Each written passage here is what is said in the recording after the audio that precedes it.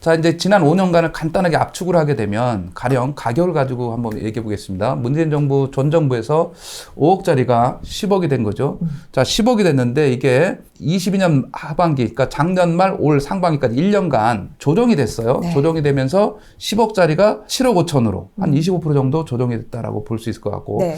자, 이제 그 와중에 지금 상반기를 지나면서 7억 5천에서 다시 좀 상승을 해가지고 8억 5천에서 9억 정도 딱 머물러 있는 그런 타이밍이다. 그럼 다시 한번 5에서 10억으로 갔다가 7억 5천으로 갔다가 8억 5천에서 9억 정도에 머물고 있다. 지금. 네. 그러다 보니까 이제 지금은 이제 어떤 상황이 되냐면 시장에 급매물이 사라져 있어요. 급매물이 사라져 있으니까 가격이 매물이 살짝 올라가 있는 상황이고, 자, 매수자 입장에서는 25% 떨어진 건 살 용의가 있는데 네. 이게 8억 5천 9억은 또 다시 부담이 되는 그렇죠. 이런 상황이다 보니까 약간 관망 분위기로 돌아섰다. 언제부터? 9월 달부터.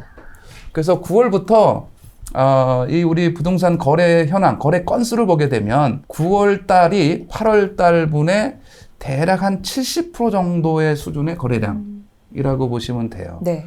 그만큼 이제 약간 한 발 물러나서 관망 분위기를 보이는 타임이 9월 초부터 지금 한 달 정도 연속해서 나타나고 있는 상황이다. 저는 8월까지의 뉴스를 많이 봤는지 네. 회복이 되고 있다. 뭐 이런 얘기들을 많이 들었었거든요. 이제 어떻게 보면 그 큰 폭의 하락은 끝났다고 볼 수 있을까요? 어떤 흐름으로 가고 있다고 보면 좋을까요? 제가 작년도에 올해 시장 전망을 하기를 상반기 하락, 하반기 지지 이 패턴을 전망을 했었거든요. 근데 거의 제가 예상한 대로 이제 거의 비슷하게 갔다라고 보면 지금 네. 시장은 약간 이제 지지세를 보이는 상황입니다. 좀 전에 언급했듯이 시장에서 지지를 보이는 거는 이제 급매물이 거의 사라졌다는 거죠. 급매물이 사라진 배경을 잠깐 보면 다주택자의 규제 완화가 지금 이 순간은 거의 무장해제 수준으로 됐어요. 그 얘기는 이제 급매물을 내놓을 만한 그런 주체, 매도 주체는 다주택자라고 할 수가 있는데 다주택자는 종합부동산세가 최고점은 21년도예요. 21년도에 1억 3천 정도 됐다고 하게 되면 22년도 작년에는 한 8천만 원 정도, 올해는 대략 한 3,500 정도? 그렇게 줄어드나요? 그렇습니다. 아, 거의 3분의 1 수준으로 줄었다. 아. 그 얘기는 이제 뭐냐면 다주택자에게 보유세 부담은 사라졌다. 그리고 뭐 집을 더 가지고 있는 것에 대한 부담이 사라졌기 때문에 양도세 중과도 사실상 이제 유예되거나 해제됐어요. 자, 양도세 중과는 기본적으로 조정 대상 지역에 적용되는 건데 4개의 구만 남기고 다 없어졌잖아요. 해제됐잖아요. 그러니까 네. 나머지 4개 구는 유예됐어요. 24년 5월 9일, 내년 5월 9일까지 유예. 나머지는 해제됐으니까 없는 거예요. 설사 내년 5월 9일까지 4개 구가 조정 대상 지역이 그 양도세 중과 유예됐다 하더라도 내년 5월 9일 날 다시 재연장될 확률은 뭐 99%다. 이렇게 좀 예상을 해볼 수가 있어서, 그러면 이렇습니다. 이제 다주택자의 배경에는 보유의 부담이 사라졌고 언제 양도를 해도 중과세가 없기 때문에 네. 구태여 서둘러 이거를 빨리 팔 필요가 없다. 그래서 급매물이 사라졌다는 거고, 매수자 입장에서는 다시 한번 이제 급매물이 사라졌으니까 가격이 한 단계 위에금으로 나올 거 아니에요? 네. 그래서 매수자도 추격 매수를 조금 꺼리게 되는 이런 형태의 시장의 흐름이 일종의 이제 힘겨루기가 다시 한번 재현되는 이런 모양새가 나타났다. 이렇게 좀 볼 수가 있겠습니다. 그러면 지금 시장 상황이 우리 교수님께서 원래 예측을 하셨을 때도 상반기에는 하락할 것이고 하반기에는 지지세를 보일 것이다 라고 네. 얘기를 해주셨는데, 지금 그런 흐름이라는 게 결국은 다주택자에게 유리한 상황이라고 봐야 하는 건가요? 이제 부동산 정책적인 측면에서 규제 완화가 시장을 지지하는 데 상당한 역할을 한 거예요. 그 규제 완화의 정도가 방금 얘기했던 종합부동산세 양도세 중과는 대개 누구한테 적용되는 거예요? 다주택자에게 적용되는 거죠. 그래서 이 규제 완화가 시장의 지지 기반을 일정 부분 형성하는데 상당한 역할을 했다. 이렇게 좀 말씀을 드릴 수도 있고, 그 주체는 이제 다주택자가 되는 셈이 되니까 유리한 상황이 된 거는 확실하죠. 네. 네. 자, 그러면 이제 무주택자, 1주택자에게는 여전히 제일 큰 정책적인 이슈는 대출 규제 완화인데, 이거는 일부 주변 머리만 완화를 했고 핵심인 DSR 40%는 완화하지 않았어요. 네. 이거는 오히려 더 유지하고 거의 뭐 신주단지 모시듯이 강화하려는 상황이기 때문에 무주택자에게는 그렇게 유리한 국면은 아니에요. 다만 뭐 15억 초과 대출 금지 풀어줬고, 생활안정자금 대출 요거 풀어줬고, 그다음에 제가 제일 악법이라고 주장했던 게 있어요. 분양할 때 중도금 대출 금지. 분양가가 종전에는 뭐 9억 원 초과 금지. 요걸 이제 현 정부 들어서 12억 원 초과 금지. 요거는 이제 풀어놓은 거죠. 네. 그러나 핵심인 DSR 40은 그대로 유지했다. 그래서 무주택자 측면에서는 규제 완화의 그런 혜택을 보고 있지는 못하다. 이게 사실 저도 여러 가지 부동산 시장을 보면서 이렇게 교수님 같은 전문가분들께서 얘기해 주시는 걸 들으면 우리가 현재 매수자 입장은 어떨까? 매도자 입장은 어떨까? 이런 네. 거를 생각해 보는 게 결국은 나에게 또 기회를 네. 가져오는 경우도 있잖아요. 네. 그러면 현 정부가 지금 펼치고 있는 정책에 대해서는 어떻게 보고 계시나요, 교수님? 정책은 이제 여러 가지로 나눌 수가 있어요. 우리가 부동산 정책의 핵심은 어떤 면에서는 가장 기본이 돼야 되는 게 수요 공급이라고 할 수가 있어요. 공급. 이 공급 정책은 뭐 이미 작년도 8.16에도 발표했고 또 9.16 대책도 발표했어요. 자, 작년 8.16에서는 이제 270만 호 공급을 얘기했고요. 270만 호 5년간 인허가 기준으로 한다는 거니까 1년에 54만 호예요. 자, 이게 제대로 추진되고 있는가를 이제 중간 점검을 해야 되는 거죠. 정부 입장에서는. 그렇죠. 근데 안타깝게도 그냥 한마디로 말씀을 드리면 제대로 진행이 안 되고 있다. 에 비중을 둬야 돼요. 가령 이제 270만 호 중에서 수도권이 158만 호고 지방이 112만 호인데 네. 158만 호 중에서 62만 호가 그 신도시고 그다음에 뭐 정비 사업, 뭐 민간 아파트, 뭐 비아파트 이렇게 해서 나눠요. 이 분야에서 제대로 진행되는 게 거의 별로 없어. 안타깝지만 인허가 기준 건수가 없어요. 네. 우리가 기대하는 것만큼 이 공급 물량의 자체가 54만 호의 절반 남짓 정도밖에는 지금 추진이 안 되고 있다는 뭐 정확한 거는 아닙니다. 네. 세대수는 계산을 또 다시 해봐야 됩니다.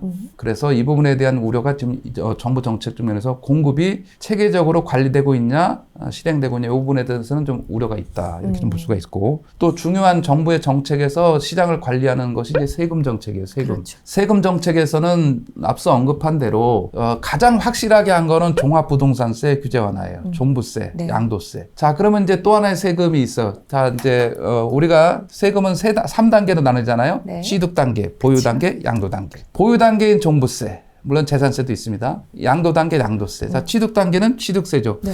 취득세를 작년 역시 12월 21일 날 이 취득세 완화를 발표했어요. 네. 발표했는데 이제 지방세법이죠. 취득세는 이거 지방세니까 아직까지 국회 통과가 안 됐다. 자, 그런데 저는 이거를 다행이다라고 생각한다. 오히려 다행이다. 왜 이거를 완화하지 말고 보류하라고 계속 주장하냐면 다주택자에게 이제 보유에 대한 부담이 없어졌고 양도에 대한 부담이 없어졌다고 그랬잖아요. 네. 그러면 이제 취득 단계마저 이거를 완화해버리게 되면 네. 다주택자가 다시 집을 사고 싶어 하는 거죠. 다주택자의 재진입의 이 차단막이 사라져요. 그렇게 되면 상대적으로 무주택자보다 다주택자가 먼저 집을 살 개연성이 높아져요. 이걸 반드시 차단해야 될 필요가 있어. 왜? 무주택자가 먼저 집을 사도록. 그래서 이거는 유보하는 게 바람직하다. 물론 정부는 12월 21일로 지방세법이 통과되면 소급해서 환급을 해주겠다. 이렇게까지 발표를 해놨는데 제발 지방세법이 통과되지 않길 바란다. 자, 행안부에서도 올해 그 세법 개정안, 24년 세법 개정안에 이 취득세에 대한 언급이 없어요. 그러니까 이게 의지가 있는 건지 없는 건지 모르겠으나 네. 그냥 넘어가는 것 같아요. 물론 국회에서도 통과를 안 시키고 있으니까 이제 50%가 할인해 준다는 거예요. 50%. 8%짜리를 4%를 12%짜리를 뭐 6%를 이렇게 할인해 준다는 건데 이거는 다시 한번 우리가 정책을 이미 발표했지만 재검토가 필요하다. 자, 그다음에 정부에서 부동산 시장을 조율하는 정책으로 중요한 게 이제 대출 정책이죠. 네. 앞서 언급했지만 대출 정책은 지금 DSR 40%가 대표되는 겁니다. 이 DSR 40%는 문재인 정부에서 집값 급등기에 네. 그야말로 극강의 대책을 세운 거예요. 40%라는 비율은. 네. 이건 집을 사지 말라는 뜻이거든요. 그렇죠. 이거는. 근데 이제 문제는 뭡니까? 지금 조정기잖아요. 조정기. 네. 조정기면은 그때 상승기에 급등기에 마련했던 것을 정책적으로 바꿔야 되는 거죠. 그렇죠. 조정기니까. 그러면 40%를 실질적인 1주택자나 무주택자에게 도움이 되도록 DSR 제도를 40%가 아니라 정상화시켜야 돼. 종전에는 이제 우리가 알고 있던 대출 규제책은 DTI가 있잖아요. 네. DTI는 주택담보대출은 원금하고 이자를 산정하고 신용대출은 이자만 포함해서 소득 대비 비율을 따지는 거예요. 그렇죠. 그러면 이제 이게 60%란 말이죠. 네. 자, 근데 DSR은 주담대는 당연히 원금하고 이자, 근데 신용대출도 원금하고 이자를 따져요. 근데 이게 무지막지한 게 신용대출의 만기를 당초에는 뭐 10년 이렇게 했는데 이거를 이제 7년, 5년으로 줄여놨고 심지어 우리가 자동대출 있어요. 네. 마이너스 통장. 네. 그건 만기는 얼마일 것 같아요? 더 짧은가요? 1년? 뭐. 1년이죠. 그렇죠. 그러면 5천만 원짜리 연봉을 받는 우리 분이 계시다면 마이너스 통장을 자, DSR 40% 적용하게 되면 네. 1년에 상환되는 금액 40%면 2천만 원이잖아. 2천만 원. 그럼 마이너스 통장을 5천만 원짜리 우리 월급장이들은 대출 받으면 2천만 원 받으면 끝이라는 거예요. 네. 더 이상 아무 대출도 안 되는 거죠. 40%꽉 찼잖아요. 네. 그래서 이 DSR 제도는 특히 이 청년층에게 아주 치명적인, 상대적으로 소득이 적잖아요. 아직까지 이제 준비 단계라고 할 수 있으니까. 네. 이 우리 청년층에게 치명적인 그런 규제책이고, 어찌 보면 집을 사야 되는데 못 사는 거에 대한 행복 추구, 그다음에 재산권 행사나 여러 가지 면에서 제약을 하고, 그다음에 이제 행복 추구에서 우리가 결혼, 출산을 해야 되는데 네. 집을 마련하지 못함으로 인해서 그 단계로 진행이 안 되는. 근데 국가적으로 이게 위기 상황도 불러올 수 있는 거예요. 그래서 이런 이 대출 규제책은 지금 이 순간, 물론 그 안에 이제 한시적인 특례보금자리론이라는 대략 뭐 한 40조짜리의 네. 그런 일시적인 요 DSR 예외인 요 제도를 운영했어. 그러나 그건 한시적으로 이미 거의 마무리 단계에 이제 소진돼 간단 말이죠. 네. 이거를 정상화시켜야 된다. 이 대출 정책에서. 이거는 반드시 필요한 청년층 주거 대책뿐만 아니라 출산 대책이다. 네. 그래서 이거는 반드시 풀어야 됩니다. 지금 정책에 대해서 쭉 한번 짚어주시면서 흐름에 대해서 요 정도는 좀 잘 가고 있는 부분이다. 하지만 이런 부분 같은 경우는 보완이 될 필요가 있다라는 걸 얘기를 해주셨어요. 네. 아무래도 교수님께서 이 부분이 조금 아쉽다라고 얘기를 하시는 건 결국은 이런 정책들이 우리 청년들에게 좀 네. 안 좋은 영향을 많이 미치기 때문에 또 이렇게 의견을 내주시는 거잖아요. 맞습니다. 네. 자, 여기서 청년층의 정의를 하고 갑시다. 청년층은 정부에서 어떻게 정해놨냐면 네. 39세까지예요. 자, 그랬을 경우 우리 청년층은 첫 집을 사야 되잖아요. 생애 최초자. 그래서 생애 최초자는 특별 대우를 해줘야 돼요. 그렇죠. 왜냐하면 뭐 집을 두세 번 사는 것도 아니고 처음으로 산다는데, 인생에서. 가령 이거는 대출 한도뿐만 아니라 금리에서도 특별 대우를 해줘야 돼요. 그래야지 우리 미래 세대가 보호되는 거고, 네. 그 대를 이어서 아까 얘기한 대로 결혼을 통해서 출산까지 연결되는 이런 것들까지도 자연스럽게 연결돼야 되는 부분이기 때문에 이 부분에 대한 거는 이제 집중적으로 다시 한번 지원해 볼 필요가 있겠다. 일본은요, 생애 최초자 대출을 받으면 말이죠, 담보 비율, LTV 네. 몇 프로 해줄 것 같습니까? 일본은 생애 첫 집은 LTV를 100% 해줍니다. 100%요? 어떻게 보면은 그 젊으니까 그 미래와 이런 가능성을 믿고 그렇죠. 최초니까 혜택을 몰아주는 이자만 낼 수 거군요. 있으면 집을 사는 거예요. 그 3억짜리 집을 뭐 산다고 치면은 이자만 낼 돈이 있으면 얼마든지 결혼하는데 문제가 없는 거예요. 또 그 금리는 또 뭐 일본은 뭐 거의 제로 금리니까 네. 또 금리는 또 얼마나 싸겠습니까, 그죠? 0%대죠. 1%가 안 되는 거죠. 자, 일본은 지금 그 와중에 일본이 우리가 인구 감소한다고 하고 일본에 뭐 고령화 시대 하지만 일본의 출산율은 얼마인지 아십니까? 22년도 작년 기준으로 네. 1.2가 넘어요. 근데 우리나라의 출산율은 작년 기준으로 0.78. 이거 심각한 문제인 거죠. 그렇죠. 그래서 다시 한번 강조하지만 우리 젊은 층의 생애 최초에 대해서는 특별 대우를 해줘야 될 필요가 있고, 이 부분은 이제 국가적인 차원에서 제도적으로 부동산 정책적인 차원에서도 반드시 지원을 해야 되는 거다. 이거는 국가 존립의 문제다. 이렇게 좀 볼 수 있을 것 같습니다. 근데 교수님께서는 사실 이제 이렇게 강의 활동도 열심히 하고 계시지만 그 전에는 또 금융권에서 또 네. 일을 하지 않으셨습니까? 근데 이렇게 오랫동안 이 시장을 네. 보신 분께서 부동산 분석 플러스 사실 네. 이렇게 또 청년의 진심인 이유가 있으실 것 같아요. 지금 이제 제가 50대 후반인데 네. 사실 제가 살려고 해도 이게 구매력에서 한계가 생기는데, 방금 얘기했더니 30대가 만약에 집을 산다고 하면 이걸 특별한 대책 지원을 해주지 않으면 이제는 집을 사기가 턱없이 어려워지는 그런 구매력의 한계가 생기는 시점이 돼요. 그만큼 이제 집값이 상대적으로 너무 많이 올라 있어요. 올라 있어서 이 부분에 대한 거를 뭐 인위적으로 낮추는 것도 한계가 있겠지만, 그거는 이제 중장기적으로는 뭐 공급 확대를 통해서 어떤 식으로든 주택 가격을 안정시켜야 돼요. 그리고 주택 가격 안정이라는 것은 일단은 주택의 자가 보유 비율을 높여야 돼요. 네. 지금 우리나라 이제 전체 가구 중에 자가 보유 비율이 대략 한 56% 정도 돼요. 네. 그럼 무주택 가구가 한 44%잖아요. 그렇죠. 이 비율을 한 10% 정도 더 줄여야 돼요. 그러면 이제 거꾸로 얘기하면 자가 보유 비율이 한 65% 정도가 올려야 되면 되죠. 네. 우리나라 주택 시장이 상당히 안정될 수 있는 거예요. 그래서 이 무주택 가구주의 그 유주택자로서의 전환, 이거 굉장히 의미 있고, 여기에 이제 상당히 청년층들이 내 집을 가짐으로 인해서 그에 따른 아까 말씀드렸던 뭐 결혼, 출산이나 이런 연계된 이런 것들까지 다 원활하게 이루어질 수 있는 거기 때문에 자, 이제 두 가지에서 지원을 해야 되는 거죠. 공급을 늘려야 되는 거죠. 그렇죠. 청년층 대상, 이건 제가 다시 얘기하겠습니다만 충분한 방안이 있어요. 자, 두 번째, 방법론에서 대출. 자금 지원, 이 대출을 아주 조건을 낮게 지원하는 거죠. 정부가 그 이자 차익을 보전하는 2차 보전이라고 하는데 네. 이런 기금 대출이나 그런 건데 그런 걸 이자 차익을 보전하는 2차 보전을 해주잖아요. 네. 이거는 특단의 예산을 통해서라도 지원을 해야 되는 거예요.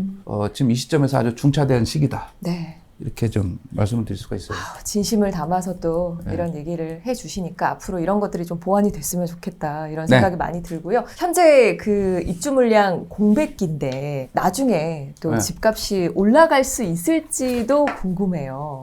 입주 물량 공백기는 제가 서두에 네. 2013년 전후가 이제 공백기라고 했잖아요. 네. 안타깝게도 10년 전에 그런 공백기가 다시 10년 후엔 지금 내년 내후년 다시 돌아옵니다. 왜 그러냐면 네. 우리 공급 물량 주기상 큰 틀의 의미의 그 입주 물량 공백기라는 거는 큰 하나의 프로젝트가 끝나는 그런 시점에 와 있기 때문에 그래요. 그게 뭐냐면 이제 2기 신도시하고 보금자리 주택지구가 사실상 마무리 단계 종료했다. 네. 그러면 3기 신도시 입주할 때까지는 공백기가 있는 거죠. 자, 2기 신도시는 수도권만 따지게 되면 전체적으로 우리가 뭐 너무나 잘 알잖아요. 2기 신도시. 대표가 이제 판교잖아요. 네. 자, 이런 물량들이 이제 마무리 거의 다 끝났다. 네. 그 다음에 보금자리 주택지구가 있어요. 2009년도에 도입한 MB가 도입한 보금자리 주택지구는 32만 호를 기획했는데 네. 이 실질적으로 입주는 21만 호가 입주했어요. 거기에 이제 대표 선수는 어디냐면 하남 미사. 3만 8천 가구짜리 건너편에 다산 신도시 그렇죠. 뭐 3만 3천 가구짜리 뭐 옆에 또 뭐 구리 갈매 있고 서울에도 있잖아요. 그러면 이제 그 61만 호와 21만 호 더하면 82만 호가 끝났어. 자, 그럼 이제 지금 이 순간에 입주를 해야 되는 그 입주 물량은 공공 물량 중심으로 얘기할 때 언제적에 그 기획한 게 입주해야 돼요?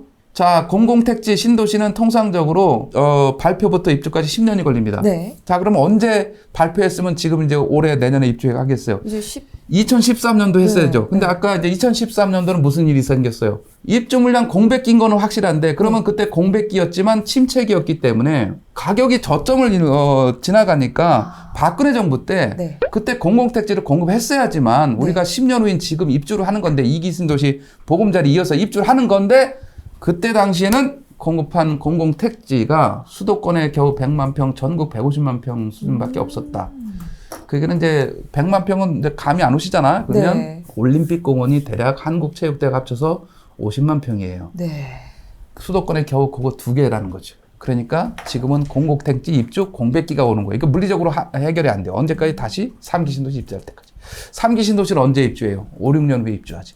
자, 그래서 공공택지 공백기가 지금부터 대략 한 3년, 물론 이제 길게는 5년까지도 갈 수 있는 거죠. 왜냐하면 3기 신도시 입주하기 전까지는 없으니까. 그렇죠. 자, 그 다음에 이제 민간 부문에서의 공백기는 재건축 재개발, 서울 같은 경우 재건축 재개발이 전체 입주의 한 80% 정도의 비중을 차지해요. 네. 자, 근데 재건축 재개발이 지난 10년간을 되돌아보게 되면 거의 진행이 된 게 별로 없어요. 없죠. 왜 그러냐면 특히 재건축은 2018년 1월부터 실시한 어마어마한 악법이 있습니다. 재건축 초과이익 환수제의 부활. 이것 때문에 재건축 단지는 지금 이 순간에 공사하는 그런 현장은 네. 재건축 부담금 면제단지만 공사하는 거 면제단지. 가령 이제 뭐 반포중 1단지 이번에 입주했던 원베일리 신반포 4지구 메이플 자이라는 거 청담 3위 이제 11월 달에 입주하는 개포주공 1단지 잠실에 가면 미성크로바 진주 아파트 둔촌주공 아파트까지도 다 면제단지. 그럼 그 이후에는 이제 진행되는 게 어디예요? 잠실 5단지 정도인데 아직까지 조합 설립 단계잖아요. 그러면 잠실 5단지가 지금 정상적인 절차를 밟아서 입주하면 언제쯤 입주할까요? 2030년경. 그렇죠. 역시 공백기가 생겨요. 자, 재개발은 또 서울에서 무슨 일이 있었어요? 한 800개 정도의 정비구역인데 박원순 시장 시절에 절반 정도를 정비구역에서 해제해놔 버렸어요. 해제. 그러니까 원천적인 정비 이 구역 물량이 사라져 버렸어요. 그래가지고 그동안 추진이 안 됐던 뉴타운이라는 그런 물량이 올 곳이 남은 데가 큰 데가 딸랑 한 3개 정도밖에 없어요. 한남 뉴타운. 물론 여기도 1구역은 해제됐죠. 네. 2, 3, 4, 5. 4개 구역이죠. 여기 한 12,000 가구. 자, 그 다음에 이제 내년쯤에 잘하면 분양을 시작하게 될, 여기가 조금 빠르긴 한데, 노량진 뉴타운. 9,100 가구 정도고. 네. 그 다음에 이제 성수 전략정비구역이 있죠. 8,200 가구 정도. 요게 이제 대표적으로 큰 곳들이고, 네. 나머지는 다 반토막이 된 것들인 거죠. 서울시에서는 물론 이제 그걸 대체해서 신속통합기획이라는 뭐 정비구역 뭐 새로 지정하고 한다고 했지만 이게 제대로 안 되고 있다. 자, 한남 뉴타운도 역시 입주하면 언제 입주하겠어요? 지금 다 조합 설립 단계밖에 안 되니까 역시 2030년. 성수 전략제구역 역시 2030년. 노량진만 아까 얘기한 대로 잘하면 조금 한 1, 2년 빨라요, 입주가. 이런 상황에 놓여져 있기 때문에 재건축, 재개발 공익 입주 물량 공백기가 오고 있다. 자, 그 다음에 이제 우리가 공급에서 세 가지 종류가 있어요. 공공택지, 재건축, 재개발. 세 번째는 건설업체나 시행사의 자체 개발 사업이 있어. 도시개발 사업이라고. 요 분야가 지금 이제 공급을 해야 되는데 이 분야는 지금 어디에 걸려 있어요? 부동산 PF의 그런 한계로 인해서 부동산 금융, 대출 이자가 급등하며 사업비가 늘어나고, 그죠? 그 다음에 공사비가 올라가면서 이게 사실상 멈춰 있어요. 멈춰 있다 보니까 사업이 지금 정체된 상태에 있단 말이죠.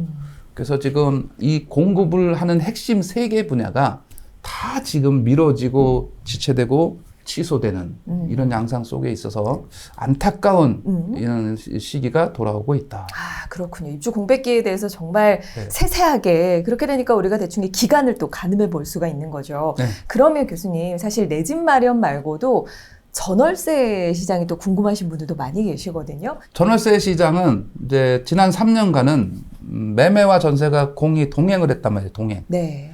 지금 이제 올 하반기를 기점으로 커서 이제 내년부터는 분리될 확률이 높아요. 그 얘기는 뭐냐면 매매는 설령 이렇게 좀 정체돼 있을지언정 전세 가격은 오히려 올라갈 수 있는, 그게 이제 공급 공백기 때문에 그런 일이 초래될 수 있는 우려가 점차 커지고 있는 안타까운 상황이라고 할 수 있어요.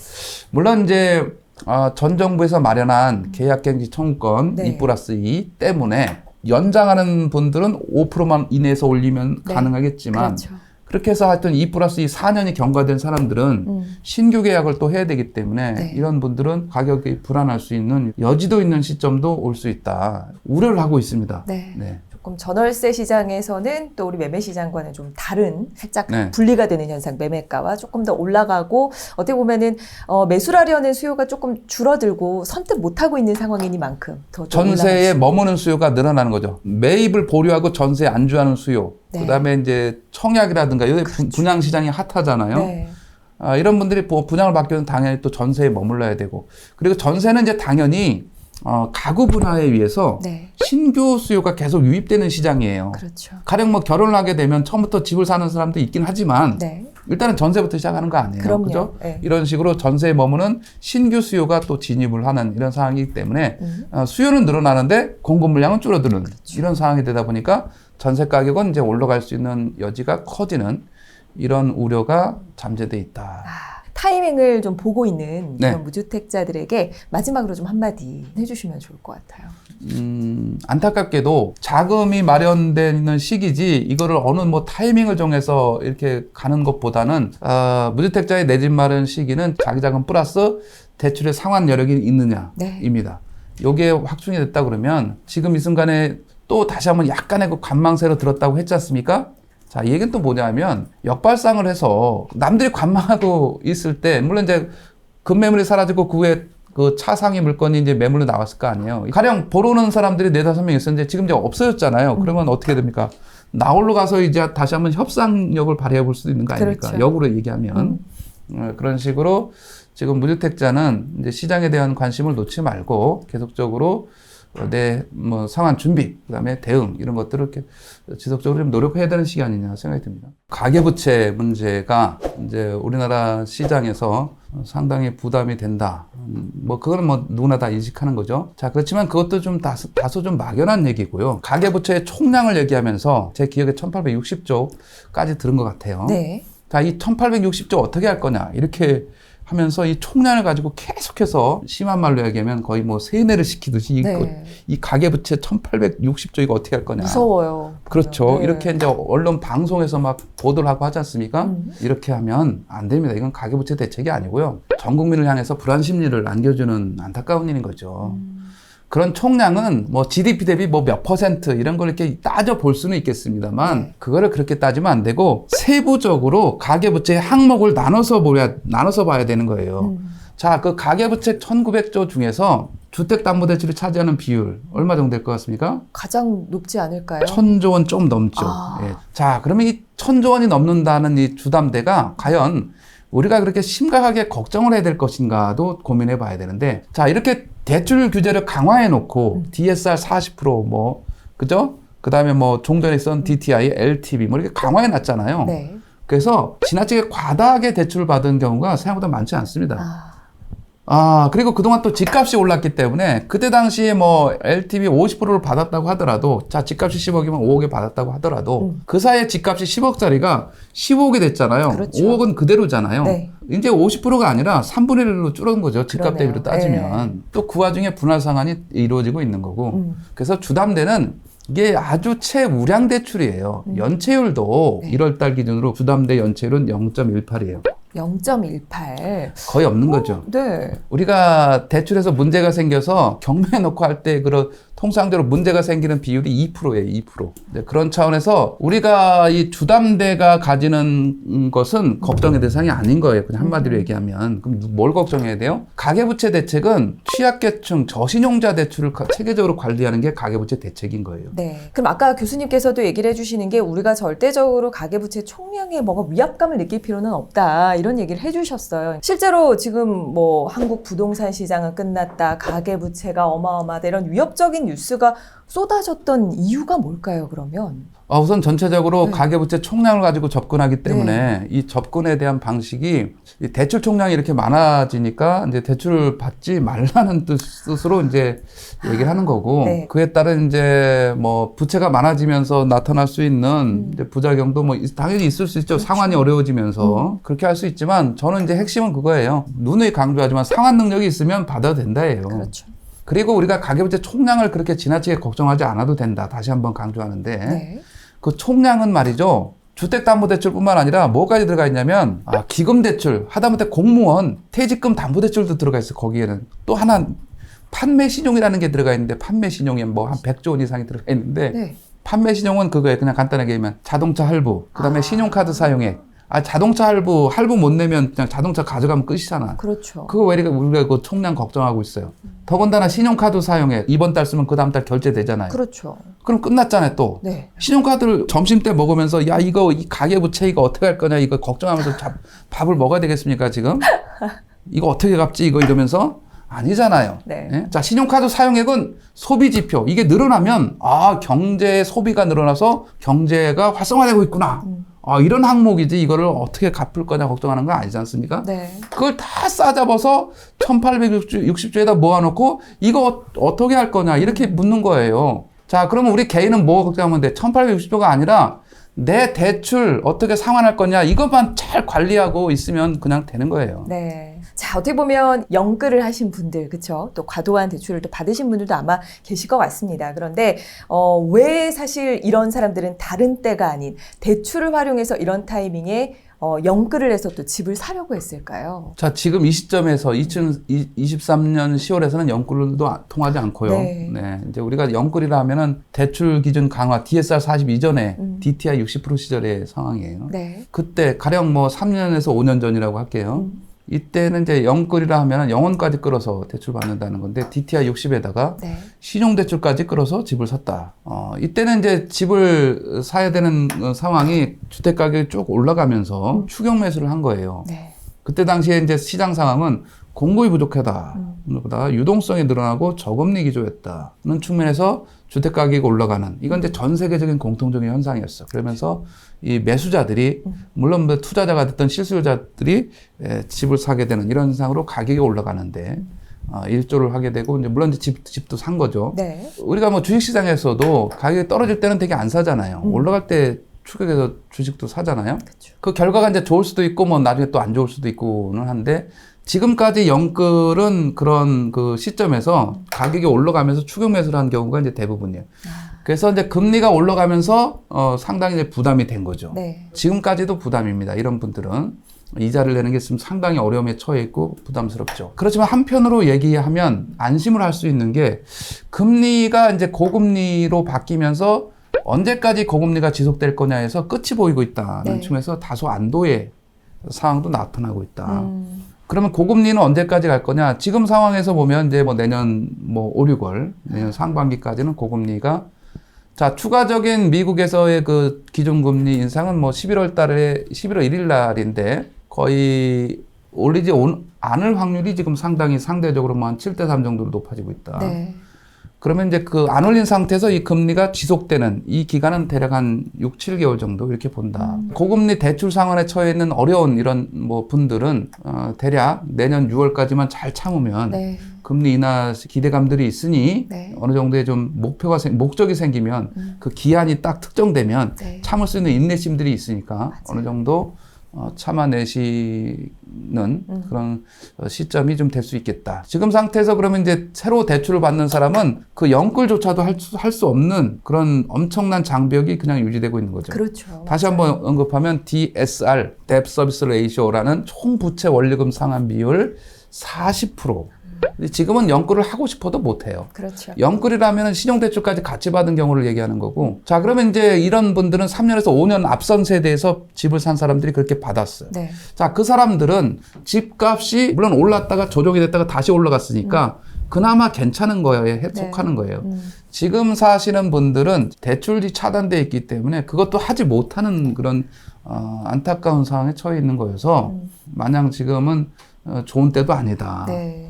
어떤 면에서는 연끌족이 시간이 지나면 상대적으로 상황이 지금 집을 못 산 사람보다 조금 더 좋아질 수 있는 측면도 있을 수 있어요. 물론 제가 그쪽에 편을 드는 건 아니지만 네. 시장 상황상 그럴 수 있어요. 왜냐하면 고금리가 끝나면. 왜냐하면 집값은 올라가 있으니까요. 7억에 샀는데 10억이 됐다가 7억 5천 떨어졌다가 지금 한 9억 정도를 했지 않습니까? 네. 그럼 뭐 6억 7억 정도에 샀다 그러면 자 10억으로 올랐다가 지금은 어찌됐건 9억이라는 거 아닙니까?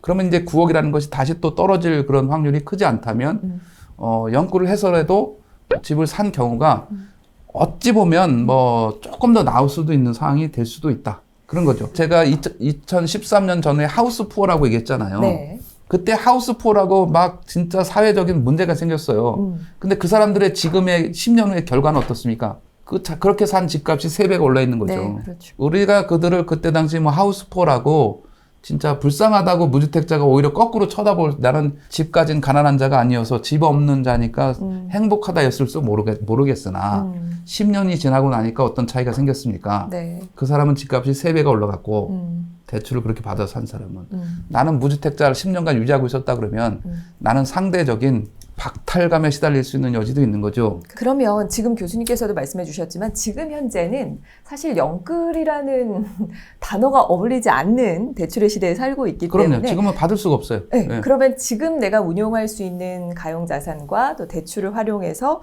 그러면 나도 집을 사야 되나 이런 생각을 하시는 무주택자분들도 많이 계실 것 같아요. 이런 분들에게 교수님께서 어떤 조언을 좀 해주고 싶으신가요? 물론 대출 제도적으로 정부가 이제 사고의 전환을 필요한 시점이다. 다시 한번 DSR 40을 정상화해야 될 필요가 있겠다. 60%로 하고 청년층은 70%로 올려서 이것에 대한 선택은 소비자인 매수자가 하게 하라. 자, 지금 이제 DSR 40이라도 뭐 그 정도만 받아도 집을 살 수 있다고 가정하면 네. 그 예외가 되는 이제 또 하나의 뭐 자격이 까다롭습니다만 정부에서 지원하는 뭐 보금자리론이라든가 이런 것들 정책 자금 대출을 먼저 검토해보고 그게 되지 않으면 이제 일반 은행에 시중은행에 대출을 알아봐야 되는 상황인데 방금 다시 한번 언급하지만 이런데 DSR 40 하에서도 가능하다면 네. 상환 능력을 점검하는 상태에서 다시 한번 내 집 마련에 대한 것은 좀 검토를 해야 될 시기다. 남들과 같이 움직일 때 같이 가서는 크게 먹을 게 없잖아요. 그죠? 그렇죠. 남들이 관망하고 한 발 물러서 나 있을 때 또 매물이 있다고 하면은 뭐 일반 매물이라 하더라도 이거를 뭐 더 좀 깎아 내려서 얼마 정도 할인을 해가지고 살 수 있는 이런 기회로 활용해 본다면 네. 충분히 이 시점도 부단히 좀 노력을 해볼 필요가 있는 상태다. 연끌에 대해서 좀 얘기를 해봤고요. 가계부채에 대해서도 어떻게 보면 명확한 진단과 그리고 우리가 이 상황에서 또 어떤 희망을 가지고 또 행동을 취할 수 있을지에 대해서도 말씀해 주셨습니다. 서울은 지금부터 10년간 집중 개발 도상에 놓여져 있는 아주 핵심 도시다 이렇게 보시면 돼요. 네. 여기에 10년간은 진짜 이 서울의 한가운데를 이 동서에서 가로지르는 이 W자, W의 가치를 가지고 있어요. 한강변에 있는 가치는 W. 여기서 W의 가치는 뭡니까? 영문 이니셜로 네. W, 웰스, 부의 가치를 가지고 있는 거고 WON, 돈의 약자다. 네. 이게 이제 북쪽에서 보면은 뭐예요? M자잖아. 그렇죠. 머니죠, 머니. 뜰 자리가 진짜 막 무궁무진하게 쌓여 있어요. 자, 이 한강이 흘러가면서 이렇게 W자에서 라운드를 그린 자리가 명당 자리예요. 그냥 속된 말로 명당 자리. 1번 용산. 저기는 완벽한 미개발지예요, 지금 상태에서. 이 용산 공원을 중심으로 네. 이렇게 이제 뭐 그 주변에 이렇게 한 바퀴 돌아서 대략 한 4만 가구 이상이 새 아파트로 나와야 돼요. 이쪽 동쪽에 이제 한남 뉴타운, 뭐 이제 유엔사 부지에 지금 막 분양을 이제 준비 중에 파크사이드라는 뭐 오피스텔 주상복합이 지어질 건데. 네. 자, 유엔사 부지, 수성구 부지, 또 여기 가운데는 청아 아파트, 한남 뉴타운 2, 3, 4, 5구역. 자, 이렇게 해서 대략 많게는 뭐 한 2만 가구 가까이 되지 않겠나. 자, 한강변에 뭐 한강맨션에서 요 신동 아파트까지 따지면은 뭐 한 7, 8천 세대. 네. 서쪽에 가면은 이제 국제 업무지구가 있어요. 네. 여기 뭐 6천 세대 뭐 이런 걸 더해서 삼각지를 경우에서 이 후암동까지, 그 다음에 이제 서울역 뒤쪽에 서계, 청파, 원효까지 하면 4만 호 이상이 용산에 들어온다. 이건 거의 신도시급 이상의 새 아파트가 등장하는 천지개벽형 변화를 갖는 데가 여기예요. 제일 먼저 주목을 하시라. 왜냐면 우리는 우리나라는 이 공원에 대한 전망, 사용 가치를 전혀 지금 누리지 못하거나 이해를 못하는 경우가 대부분이에요. 왜냐면 공원 옆에 살아본 적이 거의 없기 때문에. 올림픽 공원이 있지만 네. 올림픽 공원을 제대로 전망하면서 사는 아파트는 거의 지금 별로 없어요. 물론 이제 여기 둔촌주공이 그렇게 지금 조망권을 가치를 가지면서 짓고는 있는데 네. 대단지는 이제 이게 유일, 내지는 뭐 여기 파크리오가 일부는 이제 여기 공원 조망으로 짓긴 했으나 네. 안타깝게도 도로변에 있는 아파트는 제일 작은 26평짜리를 배치해놨어요. 시끄럽다고 도로변에 26평을 배치해놨다고요. 공원 조망권을 생각 그렇죠. 못했네요. 그 정도 수준이에요. 그러니까 이거를 최대한 느낀 적이 없어서 그게 이제 여기 90만 평짜리 뉴욕의 센트럴 파크를 대체하는 가치가 여기 실현되는 거예요. 그래서 뉴욕의 센트럴 파크는 평당 3, 4억 간다는 거 아닙니까? 우리는 네. 겸손하게 절반만 잡습니다. 네. 1, 2억. 이 기대치가 이제 용산이고요. 여기에 반영될 거다. 네. 여기를 꼭 주목하셔야 됩니다. 미래 가치에 주목하라. 1번 용산, 2번은 절반 이상이 진행이 돼서 역시 뭐 부의 핵심이기 때문에 여기는 너무 비싸니까 네. 뭐 여기를 뭐 과감하게 들어가라. 이거 뭐 좀 쉽진 않지만 이제 반포입니다. 네. 반포는 한강 이렇게 저 후면 시대에서 이제 전면 시대로 개편되는 와중에 있어요. 그 서막을 연 게 뭡니까? 아리팍이라고 하는 대림 아크로 리브팍이잖아요. 네. 이거. 그 다음에 이제 8월부터 입주를 하기 시작한 지금은 이제 핵심인 원베일리가 있는 거고. 네. 자, 그 와중에 이미 이제 조용하게 들어가 있는 데가 있잖아. 아크로 리버뷰. 자, 리버뷰의 설계를 잘 보세요. 십자가 설계, 크로바 설계로 되어 있잖아요. 저거는 한강 조망을 극대화한 설계예요. 4개 타입, A, B, C, D 4개 타입에서 1, 2, 3, 4, 5 타입에서 모두 다 한강 조망이 돼요. 전면에 있는 이 2개 타입은 이제 두 면에서 보이겠죠, 한강이. 뒤에 있는 2개는 이제 한 면씩 보이겠죠. 네. 자, 이렇게 설계해서 이제 4개 면에서 다 한강을 조망할 수 있는 극대화한 아파트가 이 아파트라는 거죠. 자, 이렇게 해서 반포는 한강 전면 시대가 개방을 한다. 그렇게 될 경우 한강에서 핵심은 어디가 될까요? 비록 지금 이 순간 반포주구 1단지 여기 1, 2, 4주구가 조합원 입장에서는 5층짜리 중대형이기 때문에 사업성이 제일 좋아. 그렇지만 그거는 조합원 입장이고 네. 새 아파트로 바뀐 후 이후에는 저기는 어찌됐건 간에 이 끝자리에 끝자리.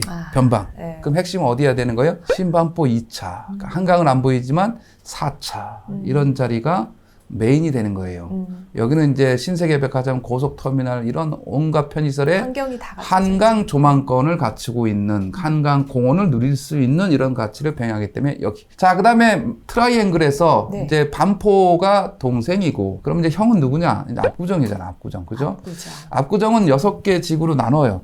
미성이 1, 신현대가 2, 여기 구현대 한가운데가 3, 4는 이렇게 니은자에 니은자. 뭐 이게 8차, 4, 6, 3 이렇게 해서 이렇게 L자. 자, 그 다음에 여기 가운데 있는 한양 1, 2차는 여기가 이제 5지구예요, 5지구. 여기는 이제 중소형으로만 돼 있어요, 소형으로만. 그 다음에 이제 5, 7, 8차, 여기가 6지구예요. 지금 현재 진행은 1번 미성과 5, 7, 8차, 한양 5, 7, 8은 추진이 상태, 조합은 아직 설립되지 않은 상태고, 2, 3, 4, 5는 지금 이제 조합이 설립돼서 딱 뭐 서울시 신속통합기획을 신청한다든가 해서 속도전을 내고 있고, 이미 설계업체가 선정이 돼서 현상공모 통해서 설계업체까지 막 선정이 됐어요. 뭐 여기 신현대라든가, 이라든가 이 4번, 4지구 같은 경우는 이미 설계업체까지 선정이 돼서 이런 마주 조망도가 멋들어지게 나와 있다 이거죠. 자, 이게 지금 압구정이 현재 가구수가 1468가구인데 이게 뭐 가령 한 50% 늘어나서 네. 15,000가구 정도로 바뀐다고 치면은 네. 이거는 전국의 부자들의 2세, 3세가 기한하는 명실상부한 전국의 핵심적인 아파트 단지로 변모하게 된다. 부의 대물림을 통해서든 어찌됐건 간에 여기는 전국구 부자들이 모이게 돼 있다. 용산과 반포와 압구정이 메인이라고 치게 되면 네. 자 이제 뭔가 아쉽잖아요. 세계는 네. 늘립니다. 자 서쪽으로 가면 여의도가 나타납니다. 네. 여의도는 지금 이제 지구단위 계획을 통해서 집중적인 용적률 상향을 통해서 개발이 하게 돼 있어요. 여의도는 지금 이제 7,743가구, 거의 이제 8,000가구에 약간 못 미치긴 하는데 여기 이제 용적률이 좀 높기 때문에 2배 가까이로 변신한다고 치면은 뭐 만 한 3, 4천 가구로 바뀐다고 치면 네. 이 변신 또한 놀랍습니다. 자, 여의도에서의 포커스는 한 3-4가지 정도 나눠볼 수가 있어요. 여의도는 교통 편리성에서 누가 최고 좋으냐. 여의도역을 걸어서 쉽게 갈 수 있는 초역세권, 뭐 미성광장 아파트라든가. 네. 자, 그 다음에 이제 사업성에 제일 좋은 자리는 상업지역. 그렇죠. 현재 용도 지역이 일반 상업지역인 아파트가 여의도는 있어요. 대표적으로 이제 서울 공작, 수정 아파트, 삼부 아파트의 일부, 진주 이렇게 일부 이렇게 돼 있습니다. 네. 그러면 메인 자리는 이제 조망권 한강 조망원까지 한강 공원까지 같이 활용할 수 있어야 되니까 서울 아파트 요 자리죠. 자 여기는 이제 더 현대라는 백화점까지 편리성이 뛰어나. 그렇죠. 그래서 여기 자리가 서울 아파트의 그런 뭐 포커싱이 좀 맞춰져야 될 필요가 있고 그 다음에 이제 조망권만 가지면 서울 아파트를 남쪽으로 살짝 가리면서 네. 한강 조망을 하면서 동남향으로 자 이 앞쪽으로는 이제 초중고가 있기 때문에 저 시범 아파트까지 500m가 개방감이 드는 그런 자리가 이 모카 아파트예요. 그래서 조망권 면에서는 모카 아파트가 최고의 자리다. 자, 그 다음에 여의도에서 최고령이면서 최대단지인 시범 아파트가 있어요. 이게 71년산이에요.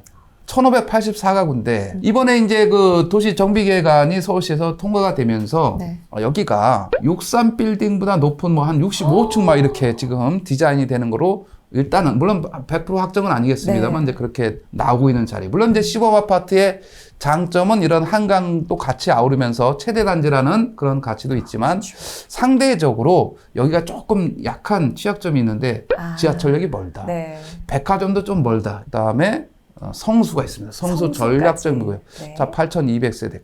자, 이 자리가 이제 결국은 한강변에서 강변북로를 덮개를 씌우면서 이 덮개 위가 공원으로 바뀌는 그런 가치를 부여하면서 여기가 1, 2, 3, 4 지구 8,200가구가 입주하게 되는 대략 2030년 경에는 바로 건너편 이제 압구정 아닙니까? 여기가 또 부의 하나의 계보를 얻을 수 있는 그런 곳이다. 이렇게 해서 5군데가 대표적이라고 할 수가 있고 부의 계보니까 여기만 하면 뭐 그럼 저 비싼데 어떻게 사라는 얘기냐 이렇게 또 이의 제기할 수 있잖아요. 네. 그래서 대표적으로 우리가 재건축에서 하나의 획을 그어야 될 자리를 2, 3, 4개만 꼽아보면 목동입니다. 목동은 이제 1단지부터 14단지까지 있는데 현재 26,000가구예요.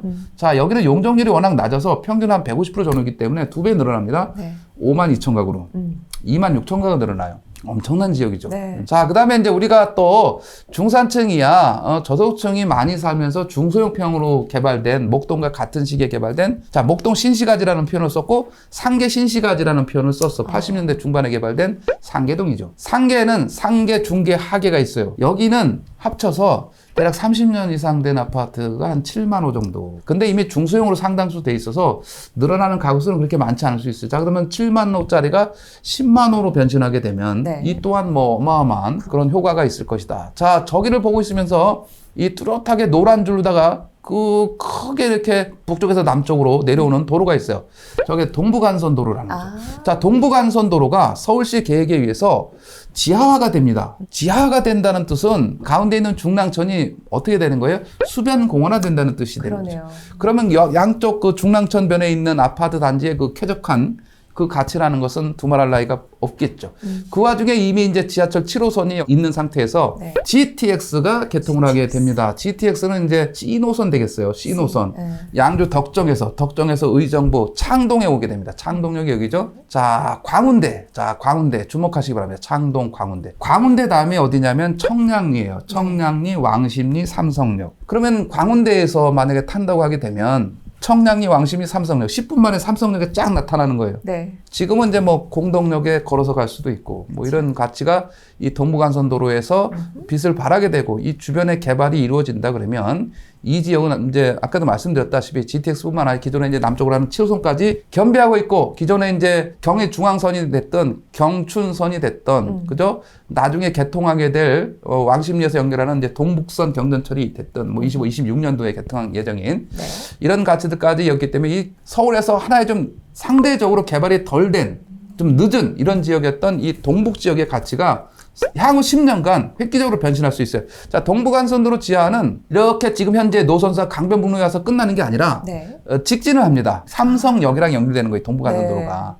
삼성역을 통과해서 어디까지 연결되냐면 여기 있는 헌능 IC까지 이제 궁극적으로 미래에는 연결이 돼요. 그러면 이제 헌능 IC는 여긴 서울 간 고속도로의 시발점이에요. 그래서 이 헌능에서 타게 되면 바로 판교쯤에 가서 경부고속도로로 환승을 할 수도 있는 이런 연결성까지 확보하게 된다. 그런 차원에서 이 동북 지역의 관심을 꼭 우리는 10년 안에 가질 필요가 있겠다라는 네. 차원에서 여기를 봐야 됩니다. 뭐 이미 개발이 다 된 것처럼 보이지만 송파와 네. 강동의 개발도 지금 이제 고덕 일대가 새 아파트로 바뀌면서 고덕 시형 1단지부터 7단지까지 해서 2만 세대가 새 아파트가 들어갔어요. 네. 근데 앞으로도 이 명일동 주변에 이제 재건축을 통해서 상당히 많은 아파트가 이제 입주할 거란 말이죠. 네. 그러면 이 고덕보다 오히려 입지가 더 좋아요. 명일동 자리가. 가깝잖아요. 예. 그리고 저기는 이제 기존의 5호선도 가지만 9호선이 또 옆을 지나가게 돼 있어요. 그럼 바로 이제 강남발 아파트가 되는 거예요. 그래서 이쪽 강동에 대한 관심도 10년 안에 충분히 주목을 해야 될 지역이다. 네. 이렇게까지 한번 서울의 주요 지역들을 한번 둘러봤습니다. 네. 앞으로 10년 후를 내다봤을 때 좋은 지역들을 찝어주셨는데 이 뜨는 지역들의 공통점이라고 할까요? 특징을 한두 가지 정도만 좀 꼽아주신다면 어떤 게 있을까요? 주거 선택 기준에서 뭐가 있습니까? 교통, 교육, 주거 환경, 편의시설. 네. 철도역을 통해서 이 접근성을 확실하게 개선할 수 있는 지역. 방금 이제 뭐 동북을 얘기했지만 이런 GTX 통해서 바로 삼성역 10분, 뭐 지하철 9호선을 통해서 뭐 강남 접근이 됐던 용산 같은 경우는 신사역에 와 있는 신분당선을 통해서 바로 강남과의 어디든 바둑판 모양으로 10분대 연결. 그렇죠. 이런 두루두루 지하철 접근성을 통해서 어디를 가든 연결성이 확보된 이런 가치. 그다음에 대단히 새 아파트가 들어오면 이제 또 교육을 걱정하는 분들이 간혹가다 있어요. 그렇죠. 자, 용산 지금 교육 어떻게 할래? 그걸 왜 걱정합니까? 4만 가구 새 아파트가 들어오면 제일 먼저 뭐가 들어오겠어요? 학원이 들어오려고 난리가 날 거 아닙니까? 네. 왜 걱정합니까? 그거를. 그런 차원에서 우리는 시각을 달리해서 서울에 집중하라. 자, 서울에 집중하는데 이 3기 신도시가 서울 주변에 다 포진돼 있단 말이죠. 자, 3기 신도시가 우리가 생각하는 1기, 2기 신도시보다 물론 이제 뭐 한두 개를 제외하면 워낙 입지 접근성이 탁월한 지역이 많아요. 그래서 대략 위치를 한번 꼽아볼까요? 네. 자, 1차적으로 지정된 데가 이 고양 창릉이 바로 이 자리예요. 고양 창릉이 여기에 딱 포진하니까 고양 창릉은 이제 당장 내년 6월 달이면 GTX A 노선에 여기 생길 수 있는 자리예요. 네. 그만큼 삼성까지도 10분이면 갈 수 있는 거예요. 자, 고양 창릉에서 연신내 서울역, 삼성역 이렇게 되는 거죠. 자, 네. 이 어마어마한 자리예요, 이 자리가. 그래서 충분히 우리가 관심을 가질 필요가 있는 거고. 자, 그다음에 남양주 왕숙은 1, 2지구로 나누게 되는데, 자, 네. 왕숙 1은 요 자리입니다. 자, 요 파란색 요 철도가 지나가잖아요. 요게 이제 경춘선 역 하나 만들면 되는 거예요. 당장 우선 당장은 용산까지 오는 거죠. 어찌 됐건 오잖아요. 네. 자, 여기가 왕숙 1지구. 자, 여기가 왕숙 2지구. 여기는 이제 양정지구라고 해서 남양주시 자체 도시개발 사업을 하는 거예요. 네. 그렇게 되면 여기 왕숙 1, 2가 있는데 여기는 이제 향후에는 지하철 9호선이 요 지금 이제 고덕을 거쳐서 뭐 하남 미사를 거쳐가지고 이렇게 왕숙 2, 왕숙 1로 갑니다. 왕숙 1로 가서 여기 북쪽에 보면 이 파란색도 전철이 있는데 이거는 지하철 4호선 진접선이라고 그래서 당곡에서 진접까지 연결한 거예요. 여기 이제 진접 2지구 바로 밑에 요 자리에 풍양역이라고 연결을 하게 돼요. 그럼 이제 진접 사람들도 자동적으로 왕숙 1지구랑 붙어요. 자, 그래서 이걸 연결시장에서 해석을 하면 될 것 같고 9호선까지 가면 바로 이제 강남발 직행이 되는 거란 말이죠. 그리고 이제 왕숙 1 요 자리에 GTX가 B노선역이 생긴단 말이에요. 왕숙역이 생기는 자리예요. 네. 그래서 아주 나름대로는 충분히 우리가 활용할 만한 가치가 있는 노선이 되겠다. 네. 그 와중에 당장 내년 6월에 왕숙 신도시는 아니지만 지금 이제 지하철 암사역에서 8호선 별내선이 연장 개통을 하게 돼 있어요. 구리로 넘어갑니다. 구리로 가서 요 다산 신도시 진건지구 거쳐서 별내역까지 향후에는 이제 별가람이라 그래서 요 위에 북쪽에 진접선 4호선까지 연장을 시키게 됩니다. 그렇게 되면 이제 별내에서부터 다산 신도시 이 사람들이 구리에 있는 사람들이 바로 내년 당장 6월이 되면 얼마 안 남았죠? 강남으로 직결성을 갖게 됩니다. 20-30분 안에 강남으로 쫙 올 수 있는 이런 가치를 가져서 사실상 구리시 같은 경우는 서울시 26번째 구가 된다. 자, 그 다음에 선호도 1순위가 있어요. 1순위. 네. 어디입니까? 하남 교산입니다. 교산 자리는 요 자리입니다. 그래서 여기가 이제 개발이 되면 원래는 이제 지하철 3호선 오금역에서 하남 가밀지구에 한번 서고 교산까지 뭐 하나, 두 번, 세 번 서고 하남시청에 연결하는 거예요. 하남시청에는 이제 5호선이 가 있단 말이죠. 네. 이제 3호선이 안 된다 그러면 5호선을 먼저 좀 이용하면 되는 이런 입지적인 장점을 가지고 있고, 그 다음에 또 요 자리가 있습니다. 여기 가운데 요 경인고속도로라 해서 이렇게 가운데 쭉 길쭉하게 있는 광명 시흥 신도시 7만 가구짜리입니다. 아주 입지가 괜찮죠? 네. 자, 그 다음에 이제 최접근한 마지막으로 할 수 있는데, 이렇게 니은자로. 자, 인천 계양, 부천 대장. 요 김포공항 활주로 바로 옆에 있어요. 여기가 이제 인천 계양 17,000가구, 부천 대장 2만 가구, 두 개 합쳐서 37,000가구짜리가 여기 있다. 자, 이렇게 보게 되면 3기 신도시의 최대 문제는 35만 3천 가구인데, 이번에 정부에서 9.16 대책에서 3만 가구를 늘린다고 발표했어요. 근데 저의 주장은 여기를 3만 가구 늘리는 거는 이건 기대 이하. 아주 저는 실망이 큽니다. 여기를 25만 호 정도로 늘려서 60만 호 정도 수준으로 확대해서 공급하라. 2기 신도시가 61만 호예요. 네. 2기 2기 신도시급 정도의 규모는 만들어줘야지 향후의 수요를 충분히 감당하고 남지는 않습니다. 그래도 남지는 않는데 그렇게 공급을 하라. 자, 25만 원 늘리는 것을 최소 15만 원은 청년층에게 할당하라. 이거는 결국은 아까 얘기했대로 주거안정 출산대책이다. 그렇죠. 여기에 이제 반값 아파트를 공급하던 분양가 시세 70%에 받아서 나중에 70%는 갖고 30%는 LH로 귀속되는 나름대로 이용하면 괜찮은 거죠. 네. 이런 나눔형으로 해서 저가의 아파트를 공급하던 그렇게 아주 권장하는 유형은 아니지만 토지 임대부가 됐던 어찌됐건 이런 식의 반값 아파트를 통해서 이 젊은 층에게 주거 안정을 기할 수 있는 15만 원. 기존에 이제 또 확보된 게 있을 테니까 한 20만 원 정도를 젊은 층에게 부여하는 거 아닙니까? 이러면 여기는 충분히 방법론적으로도 가능해요. 왜냐하면 공원 녹지가 지나치게 많이 책정이 돼 있어요. 34%. 1기 신도시는 19%밖에 안 되거든요. 네. 좀 줄여서 공원 좀 줄여서 그럼요. 아파트 좀 넣고 자, 자조경지가 무려 13.8%. 와, 놀랄 일이죠. 2기 신도시는 자조경지가 4.7%밖에 안 돼요. 5%도 안 되니까 네. 여기서 한 8% 정도는 주택경지로 전환하면 돼요. 주택경지 비율이 신도시 개발하는데 24.4%밖에 안 돼요. 이건 있어서는 안 되는 오류를 범하고 있는 거예요. 네. 아니, 신도시를 만들었는데 주택을 겨우 4분의 1밖에 안 되는 땅만 주택을 짓겠다는 게 이게 무슨 도시계획입니까?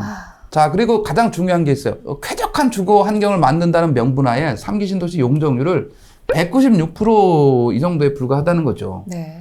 자, 서울에서 아파트 지을 때 용적률 300% 주잖아요, 기본이. 196%는 15층, 20층 짓겠다는 거예요.